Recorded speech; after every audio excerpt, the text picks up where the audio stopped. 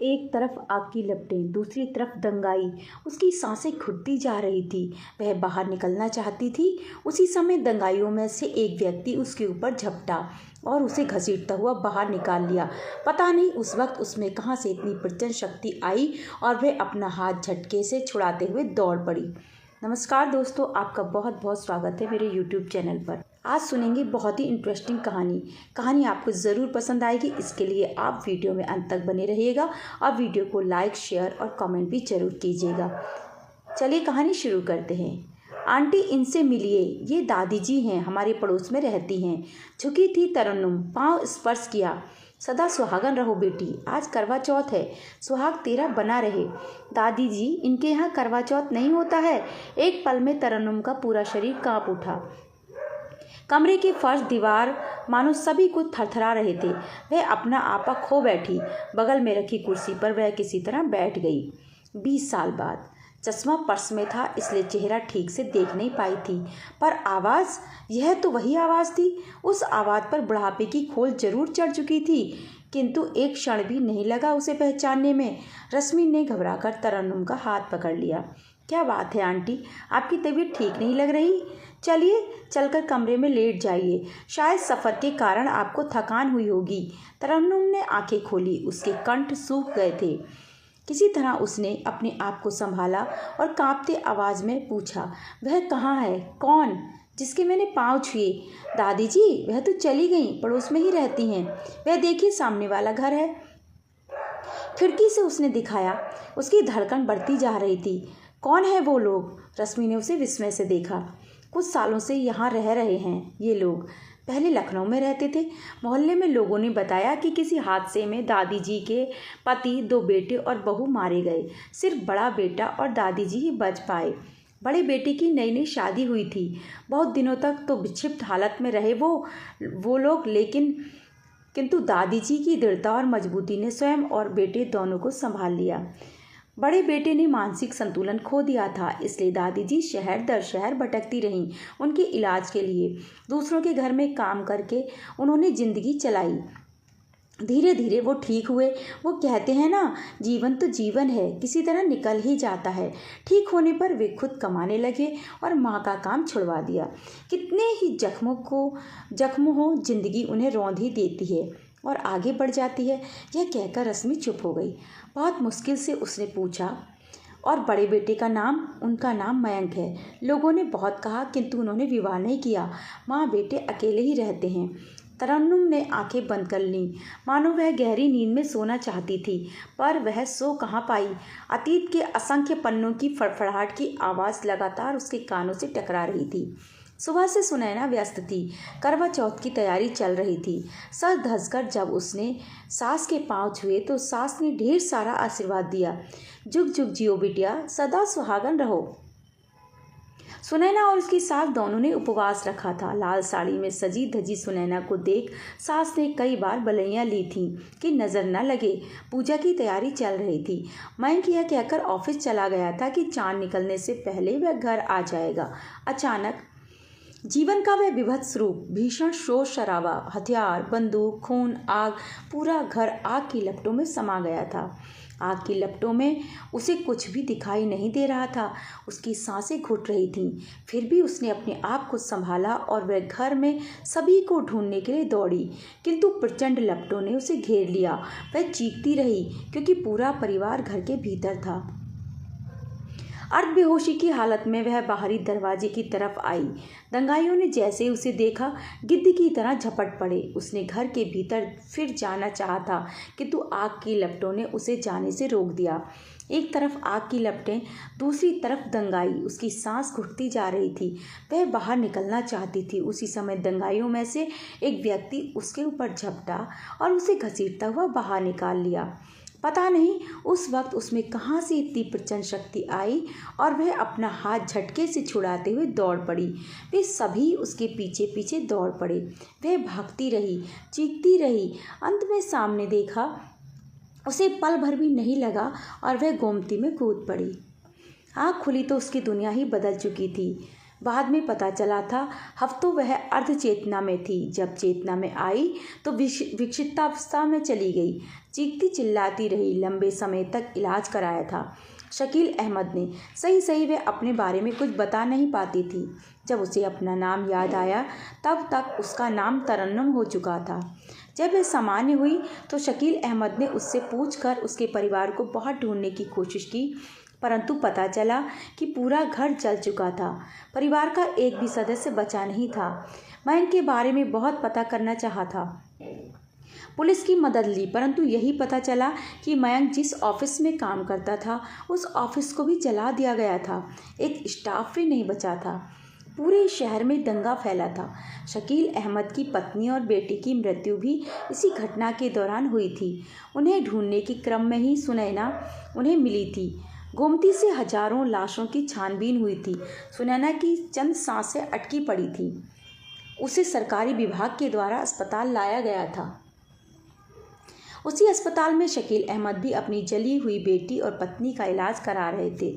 उनकी पत्नी की बगल वाली बेड पर ही वह थी। समय ने दांव खेला, वह जिंदा बच गई, लेकिन उसकी पत्नी और बेटी ने दुनिया से विदा ले लिया। उसकी विक्षिप्त स्थिति के कारण सरकार के द्वारा उसे किसी मानसिक अस्पताल में भेजने की बात चल रही थी। उस दिन अचानक, शायद उस वक्त निर्णय लिया गया था। शकील अहमद का 8 साल का बेटा सुनैना के बिस्तर के पास आया और हाथ पकड़कर कहा, आपा घर चलो। उसके बाद उसने हाथ छोड़ा ही नहीं।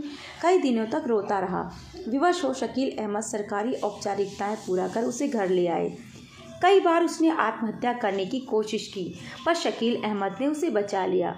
तरन्नुम नाम पर जब उसने विरोध किया तब उन्होंने कहा, जब मैं तुम्हारे बारे में कुछ नहीं जानता था तब मुझे समझ में नहीं आता था कि तुम्हें क्या कहूँ। मेरी बड़ी बेटी का नाम तरन्नुम था, जो इस दुनिया में नहीं थी, और मुझे लगा कि मेरी तरन्नुम मुझे मिल गई, इसलिए मैं तुम्हें तरन्नुम कहने लगा।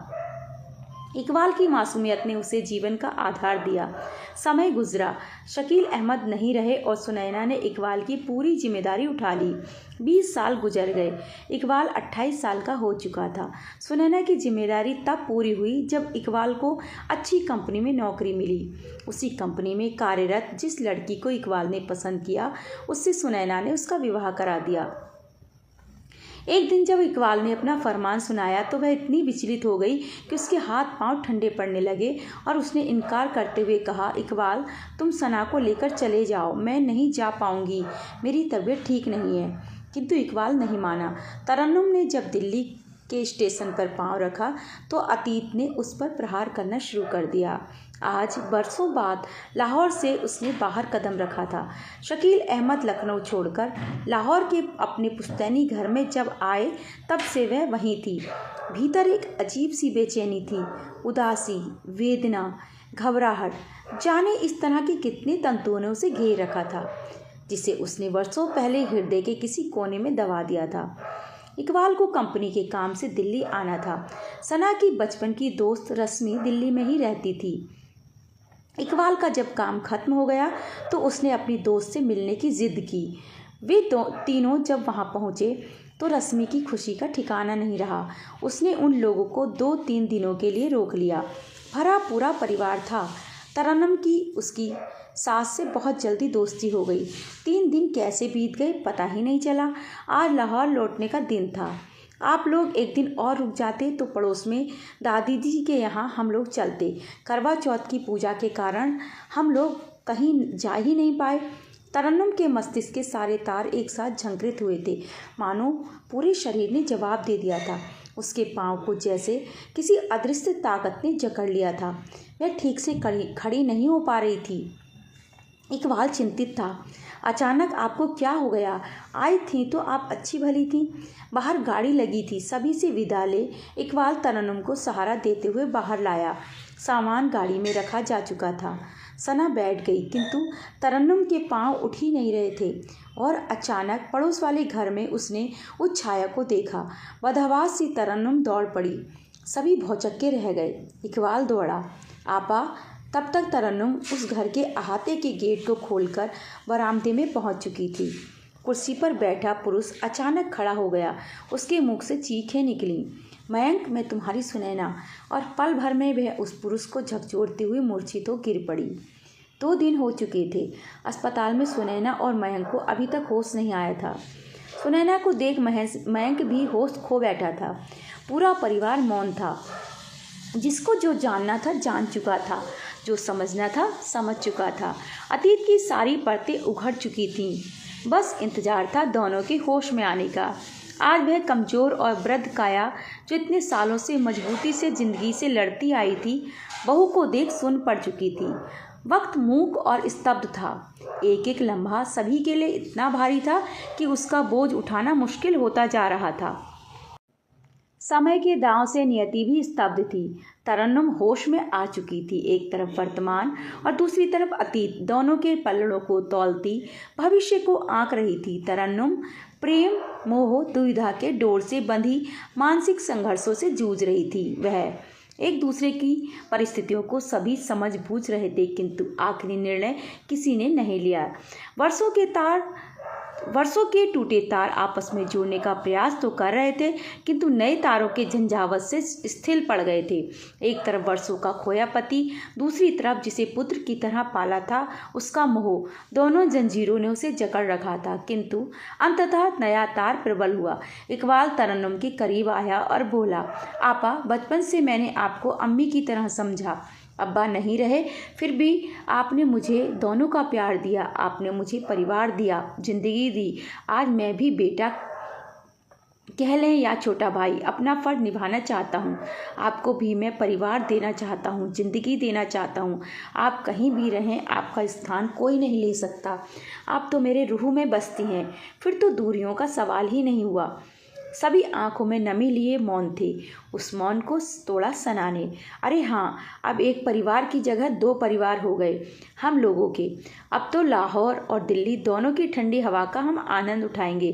अनायास ही अतीत और वर्तमान सभी आपस में घुल मिल गए। सभी के होठों पर मुस्कान फैल गई। इकबाल सना को लेकर लाहौर चला गया, यह कहकर कि वह हमेशा मिलने आता रहेगा। मयंक ने भी आश्वासन दिया था, मैं भी सुनैना को लेकर आता रहूँगा। रात हो चुकी थी। बिस्तर पर सुनैना सास के पाँव के पास बैठी थी।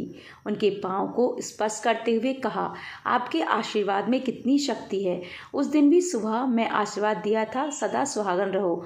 अब 20 साल बाद भी आपने वही आशीर्वाद देकर मेरे पति को लौटा दिया।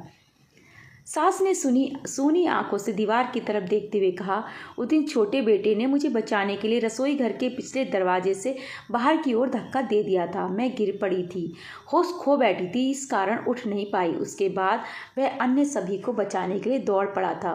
फिर क्या हुआ पता नहीं। जब तक होश आया तब तक सब कुछ राख हो चुका था और मयंक के जिस ऑफिस को जलाया गया था वहाँ से मयंक पहले ही निकल गया था, शायद इसी आशीर्वाद को फलीभूत करने के लिए। एक अजीब सा सन्नाटा पूरे घर में फैल चुका था। दरवाजे पर खड़ा मयंक चुपचाप सुन रहा था। अपनी पदचापों से उसने सन्नाटे को तोड़ा। नम आंखों को पोंछते हुए वह कमरे के भीतर आया। पल भर में माँ और पत्नी दोनों को उसने अपनी बाहों में भर लिया। किंतु वह तो असमंजस में था। इस मिलन को देखकर न रो पाया न हंस पाया। अतीत दूर खड़ा मौन था, लम्हों ने झकझोरा था। वक्त को देखा, सामने वर्तमान खड़ा मुस्कुरा रहा था। वर्तमान को मुस्कुराते हुए देखकर उसने मुस्कुराने की कोशिश जरूर की। कहानी सुनने के लिए आपका बहुत बहुत धन्यवाद।